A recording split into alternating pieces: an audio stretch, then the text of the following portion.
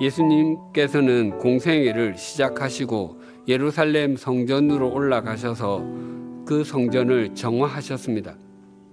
당시 이스라엘 백성은 짐승을 제물로 드려 성전에서 하나님께 제사를 드렸습니다. 하나님께 제물로 드리는 짐승은 흠이 없는 것이어야 했습니다. 그런데 그 제물에 흠이 있는지 없는지를 판정하는 사람은 제물을 드리는 사람이 아니라 예루살렘 성전의 제사장들이었습니다.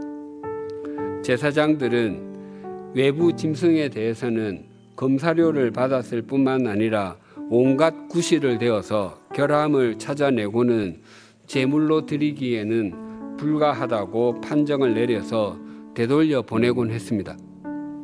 그래서 사람들은 성전 안에서 파는 짐승을 살 수밖에 없었습니다.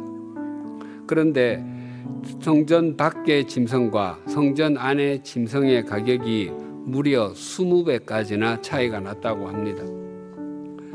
그러니까 성전 밖에서 10만 원짜리의 양이 성전 안에서는 무려 200만 원짜리로 둔갑하는 것입니다.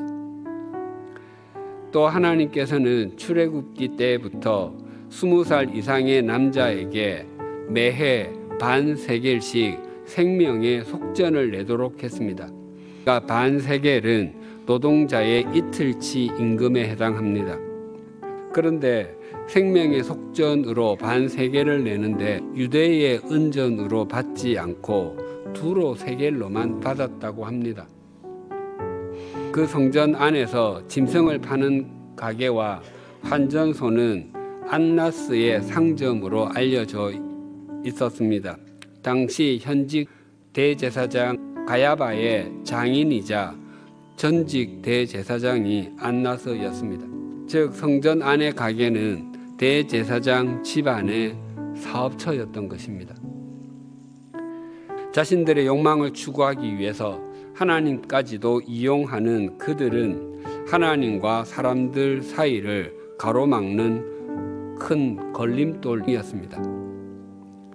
성전의 이방인의 뜰은 시장통과도 같았습니다. 예수님께서는 기도하는 집이 되어야 할 내 집, 성전을 너희는 강도의 소굴로 만드는구나 라고 말씀하셨습니다. 예수님께서 보시기에 제물용 짐승을 파는 사람들과 환전상들을 비롯한 그 배후에 있는 유대 종교 지도자들은 강도와 다름이 없었고 예루살렘 성전은 강도의 소굴과 같았습니다. 여기서 우리는 두 가지의 교훈을 새기게 됩니다. 첫째는 인간은 굉장히 거룩해 보이는 일을 하면서도 굉장히 욕망적이고 세속적인 가치관에 잡혀 살 수 있다는 것입니다. 자신이 거룩해 보이는 일을 하는 것과 자신이 구별된 삶을 사는 것은 결코 동의어가 아닙니다. 둘째는 자신의 욕망을 매일 벗어야 진정한 성전의 사람으로 가꾸어져 갈 수 있다는 것입니다. 자신의 욕망을 벗지 않으면 우리의 인생은 어느 순간에 강도의 소굴로 전락해 버리고 맙니다. 오늘 본문에서도 옛사람을 버리고 새 사람을 입으라고 촉구합니다. 여기에서 우리가 마음에 꼭 새겨야 하는 것이 있습니다.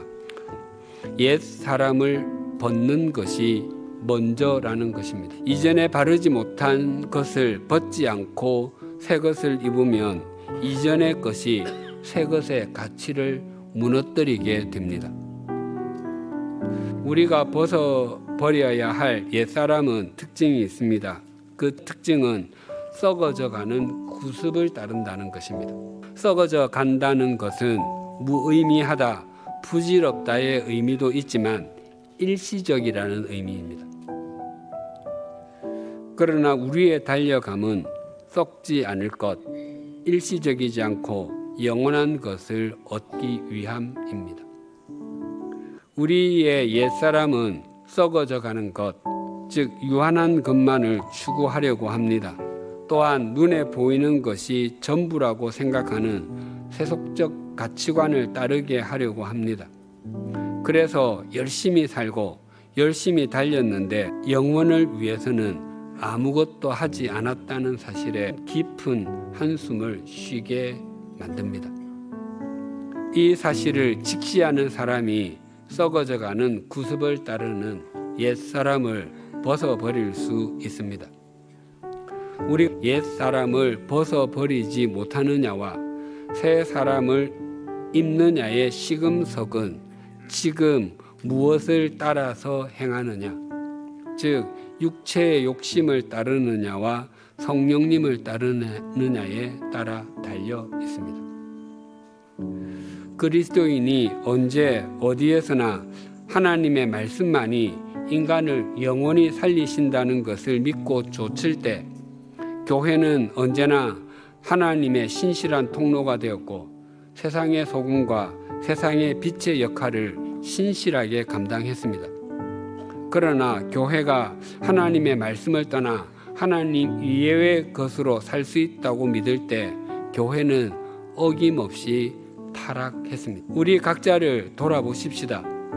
우리 모두 다른 사람이나 세상을 향해서가 아니라 우리 자신을 향한 개혁자들이 되십시다.